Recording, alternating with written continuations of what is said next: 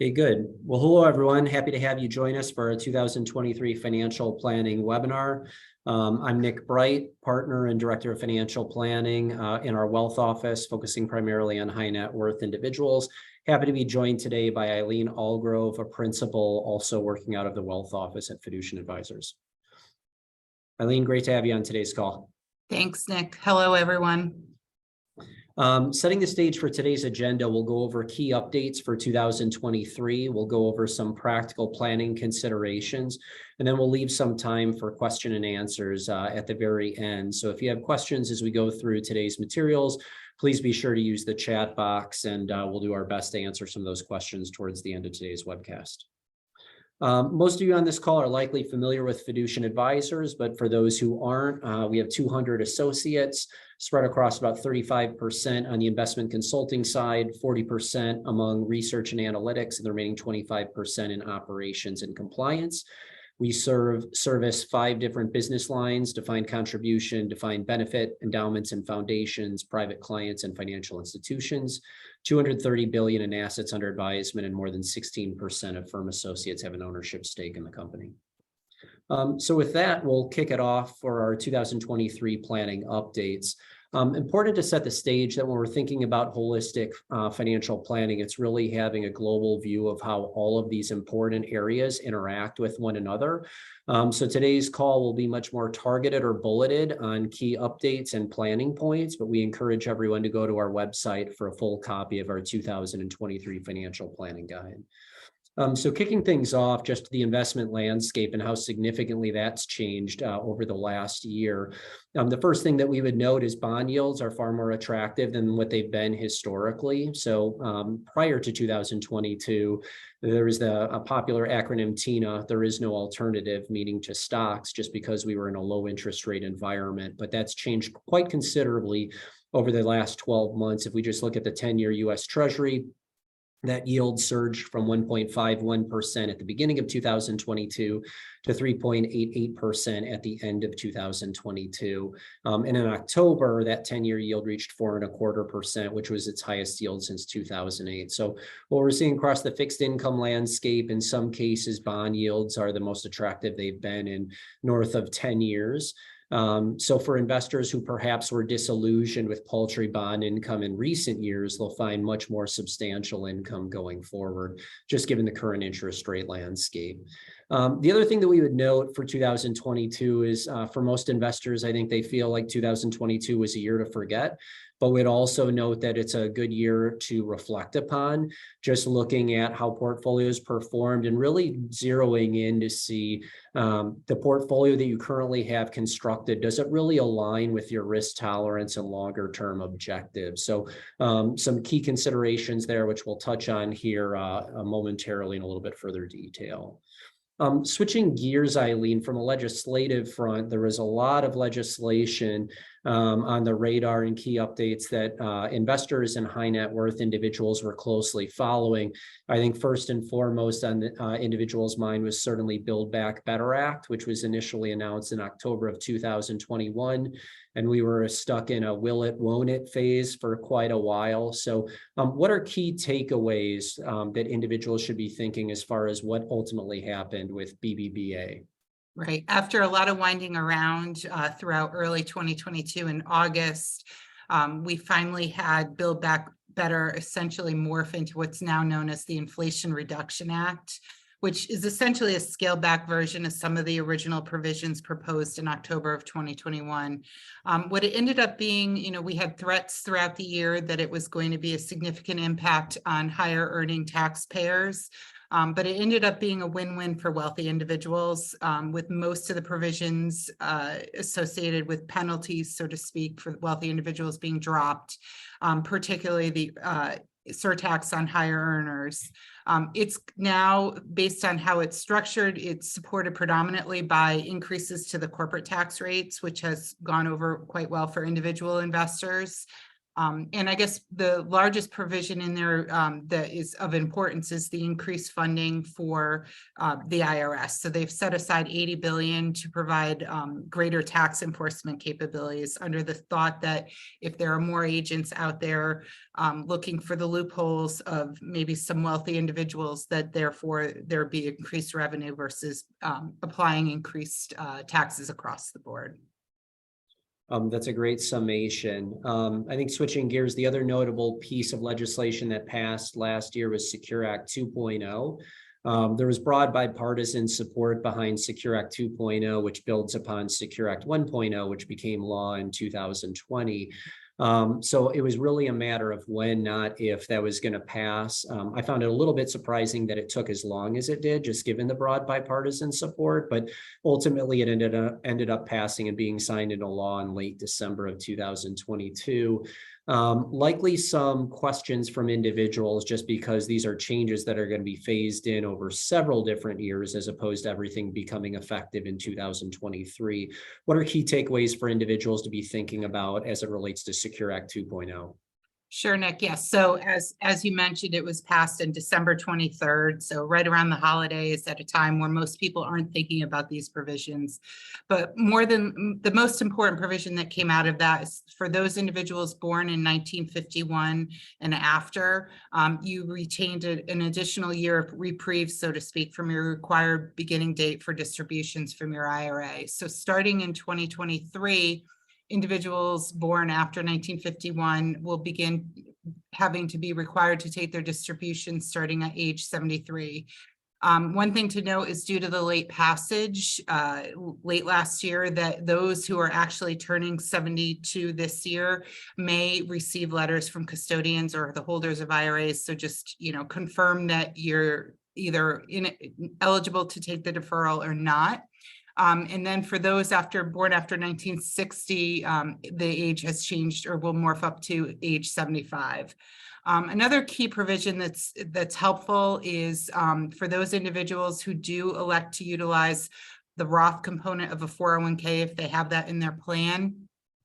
Previously, they were required that, to the extent employer matches were placed, that needed to go into pre-tax funds, so traditional 401k contributions.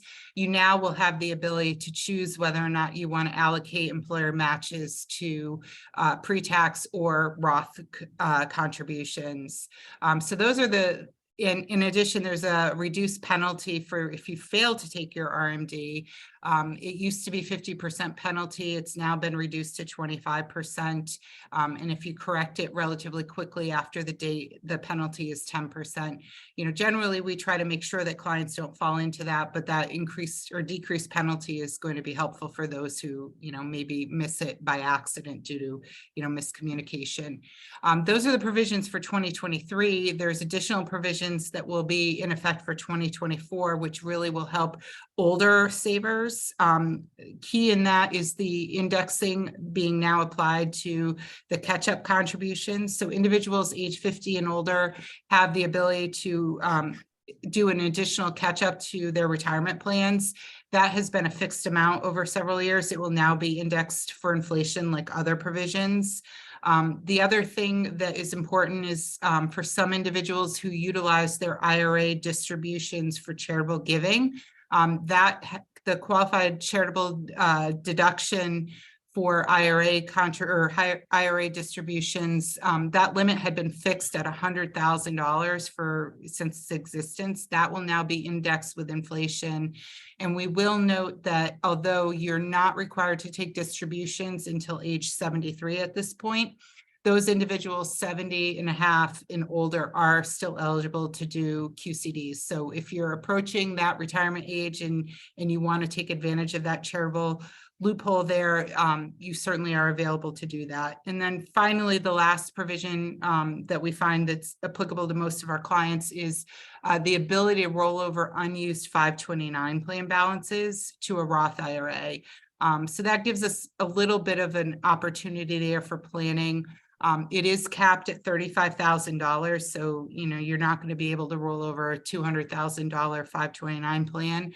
And it does have some requirements as to how long it's been in existence, but it's a good way for those individuals who, may have gone through the process of saving over years, and now are at the end of needing it for college education or secondary education, can utilize that as well. That was a really unique provision in Secure Act 2.0. So we've definitely received some questions on that. As Eileen noted, there's a number of provisions that are in place to be able to do that, or requirements that must be met. And the first bullet point we have here is that the 529 must have been maintained for at least 15 years. So for some individuals, their eligibility to do so may be still a couple of years out into the future.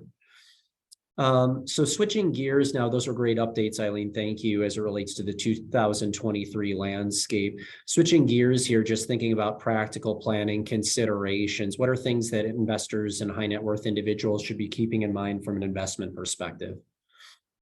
First and foremost, as we mentioned, 2022 was a difficult year. So, it was probably the first time in several years that we've had like a test to our risk tolerance and our objectives. We've had several years of double-digit returns. So for some individuals, after coming off of that, now is the time to kind of revisit those goals and determine whether or not your risk tolerance is appropriate given what we experienced in 2022. The other thing to think about is, the asset location. Obviously, there's the emphasis on putting tax inefficient assets in tax deferred accounts and tax efficient assets in taxable accounts to essentially maximize your after tax returns. But that changes based on your changing tax rate and your changing circumstances. So we always say, revisit that from an asset location perspective. And then, the other thing to think about, 2022 for some individuals was the year of tax loss harvesting. So we use that as an opportunity to make, lemonade out of the lemons that the market was giving us. Hopefully we don't have the same sort of circumstances in 2023, but if you didn't take full advantage of maybe realizing some capital losses in 2022, it should be something that you think about going forward in 2023. Absolutely. From a tax planning perspective, we continue to remind clients just to be thoughtful as far as how you're accomplishing your charitable gifts. So the charitable landscape changed a bit post Tax Cuts and Jobs Act, just given the fact that the standard deduction increased so significantly. So for 2023, the standard deduction is $13,850 for single filers, $27,700 for married filing jointly.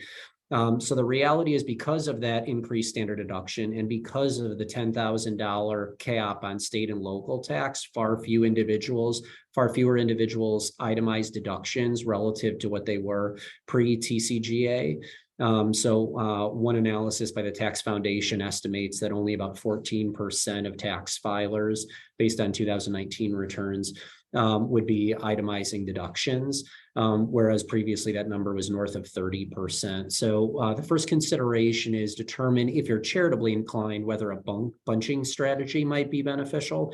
And when we say a bunching strategy, it's giving multiple years worth of charitable gifts into a single tax year, so that your cumulative amount of itemized deductions exceeds the standard deduction, and then in subsequent years taking the standard deduction and then repeating that process over a period of years. Also important to note that it's more ideal to give long-term appreciated securities rather than cash to charity. Charity still receives the same fair market value benefit, whether it's gifting securities or cash, but importantly, as the giver of those securities, you don't have to pay any capital gains tax with regard to any embedded gains. Again, important that those appreciated securities are at least long-term in nature, meaning held for at least longer than a year. And then finally, consider whether perhaps a donor-advised fund or a private foundation could be a good vehicle for charitable giving. That can particularly be a nice planning consideration for individuals in a higher income year who want to take advantage of charitable planning, have a big itemized deduction year to offset a large income year, but perhaps don't want to give all the charitable deductions directly out to charity in a single year. So again, combining that with the donor advised fund or private foundation can be efficient means for charitable planning.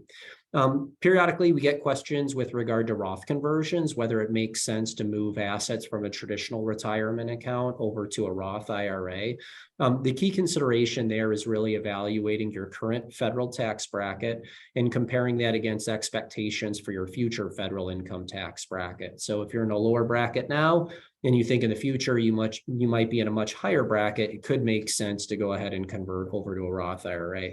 Also important to note, it might be more beneficial to complete a Roth conversion in a lower income tax year or following a market pullback when asset values are lower. And then the final planning consideration under Roth conversions is for individuals with very, very significant retirement assets who will one day have a taxable estate. It might make sense to do a Roth conversion as the tax paid on conversion effectively reduces the size of one's taxable estate. So a number of planning considerations there. We tackle this further in our full 2023 financial planning guide, but did want to highlight that. Eileen, given the fact that interest rates have moved up so significantly, let's touch on very briefly just what that means from a planning opportunity for individuals and how some strategies might have changed year over year. Right. So 2022 saw interest rates rise on average about 4%, and inflation more significantly, ending the year hovering somewhere between 7 and 8%. There's good news and bad news with those higher interest rates when it comes to planning. First, obviously, since a lot of the exemptions for gifting are tied to inflation rate, those who are fortunate enough to have assets to be gifting to the next generation received a nice little bonus in the increase of the exemption. So starting in 2023, one individual can give away $12.92 million federally estate tax-free during their lifetime. So the lifetime exemption is at its highest level ever. This is up from $12.09 million last year. So there was an $860,000 inflation adjustment that individuals who may have used their exemption in the past now have an additional $860,000 of exemption that they can use to transfer assets to the next generation. Also with that, the annual exclusion has increased to $17,000 for 2023, up from $16,000 in 2022. And that's something that we encourage all clients to review, because we do have circumstances where clients may have implemented a gifting program, maybe in regards to an ILIT or some other structure several years ago, and they may not be aware that the exemption is now at $17,000. I've had clients who have come in and, been under the assumption we were still at the $10,000 level. So those are things that incrementally year over year can be very helpful in a transition to the next generation.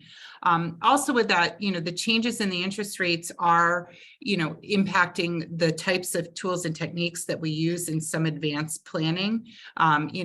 With the theme is what is old is new again.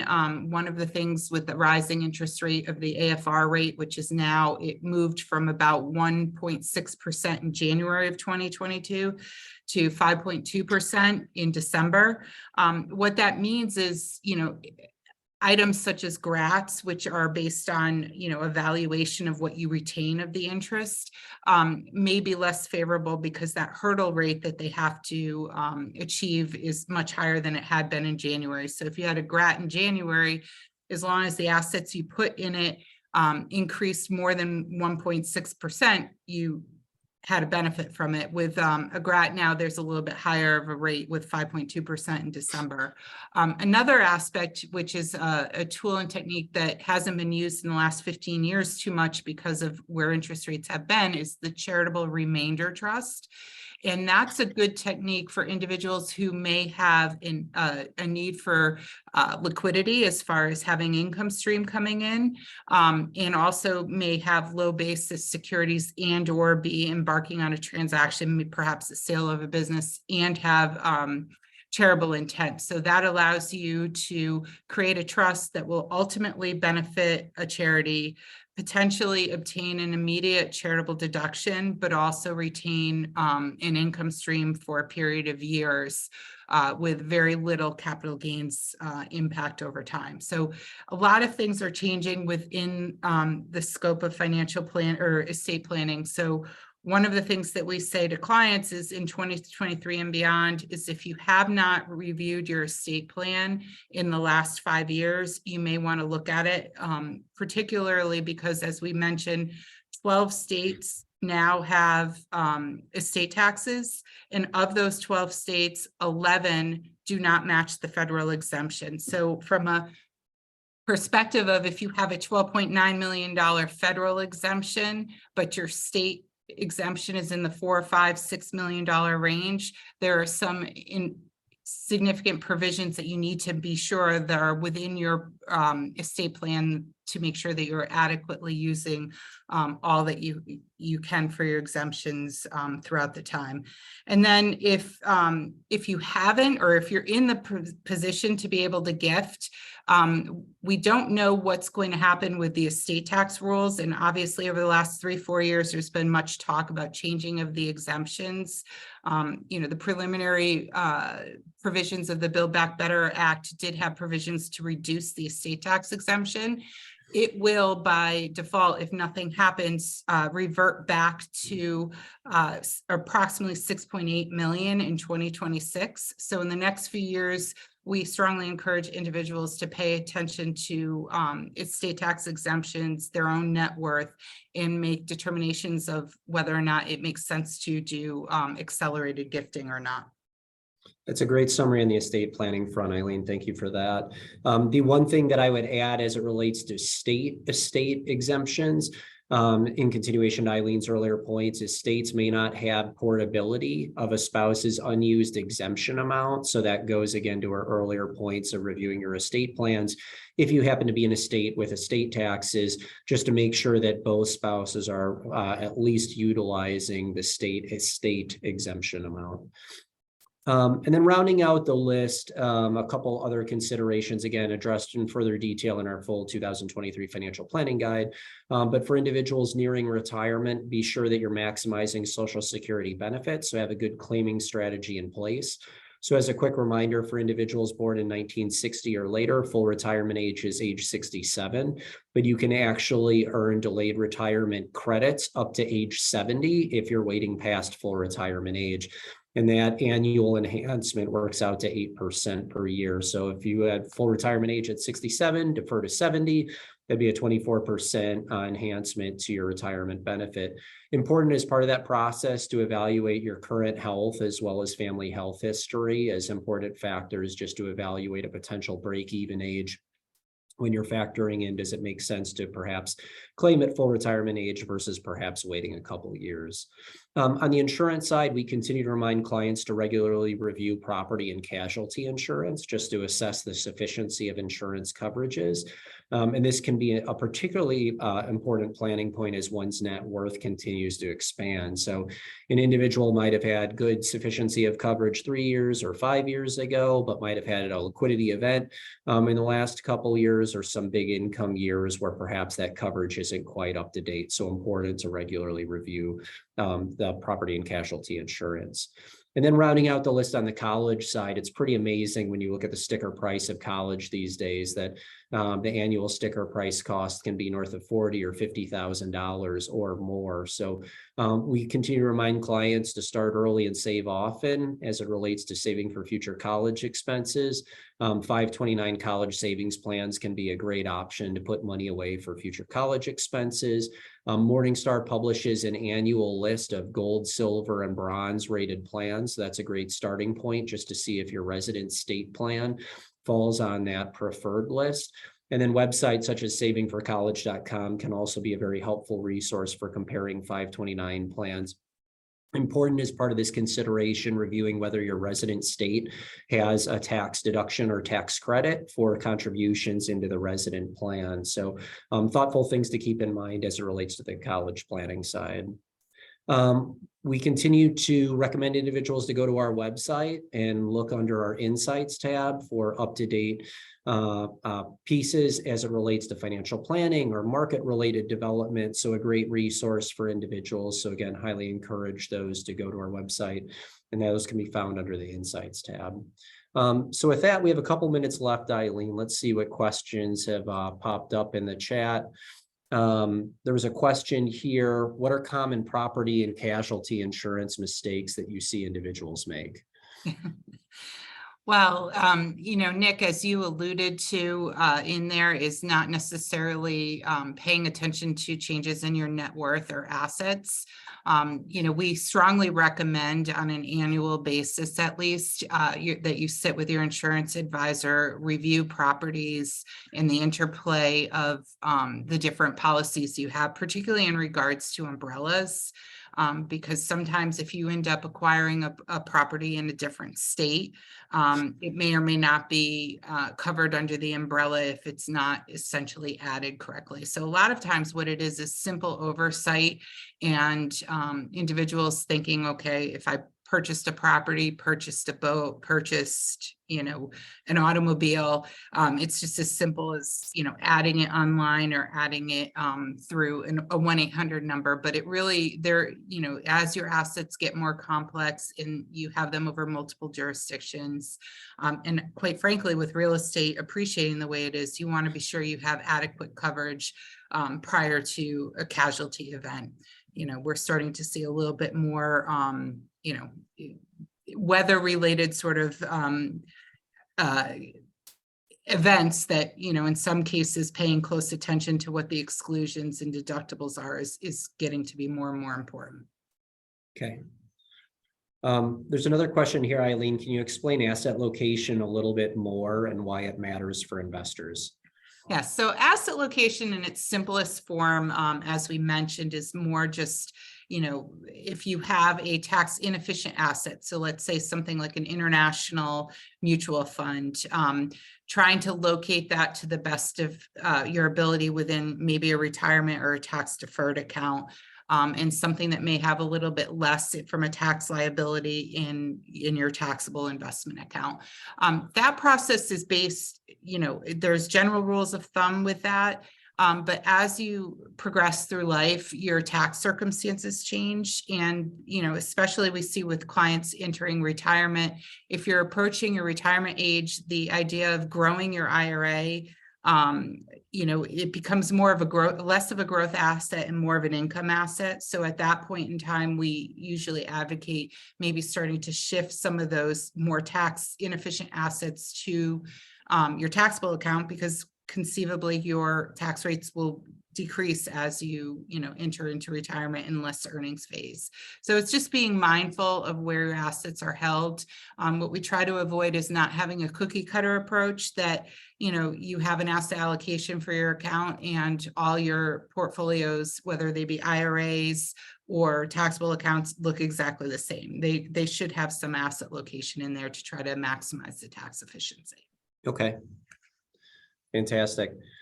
There's another question here relating to the new 10-year rule relating to inherited IRAs and how an IRA needs to be spent down over that 10-year. I know that was a big area of confusion for at least much of 2022, if not longer. The IRS finally released additional guidance to clarify on that.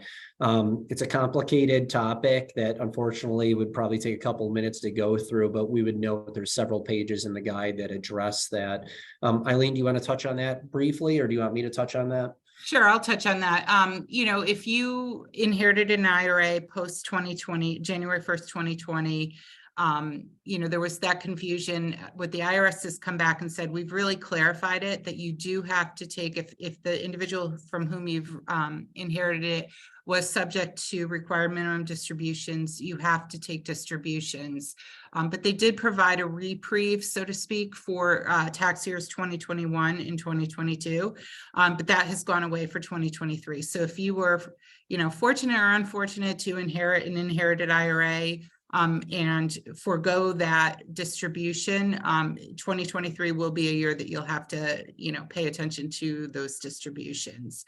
And what they have said is, while you do have to take that required distribution, there's no requirement that you have to, essentially divide by 10 and take it out. And, that's more of a planning consideration based on your personal circumstances, and the size of the IRA as to when and how you decide to take it out. But the idea is by the end of that 10th year, the IRA inherited balance should be at least 0.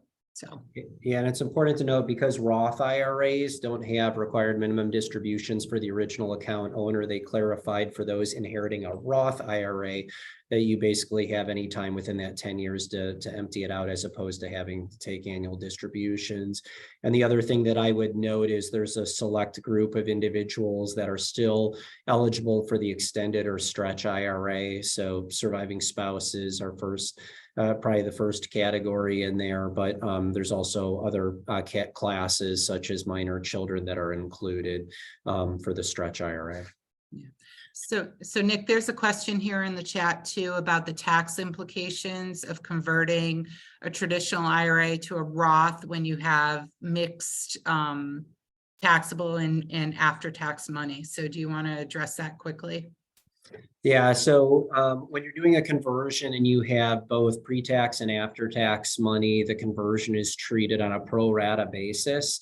So it's important to note you can't just cherry pick the after-tax money and say, oh, I'm just going to go ahead and convert the after-tax dollars and that's all I'm going to do. So it's important to note, and this is an element where it really pays to have an accountant on the planning side, that you're making sure that you're accounting for it properly because there is that pro rata calculation that applies. Yeah. And with conversion, the one thing that we will add to, if you have any assets in an IRA, it may not just be the IRA that you're converting. You have to pay attention to that because it aggregates any IRA that you have in that determination of taxable or after tax with that. So great. Well, good. Well, it looks like we're up on our 30 minutes of time. Thanks everyone for attending today. Eileen, thank you for your participation in these helpful updates for individuals. Of course, if you have any follow-up questions from today's webcast, please reach out to any of the professionals at Fiducient. thank you, everyone. Thank you.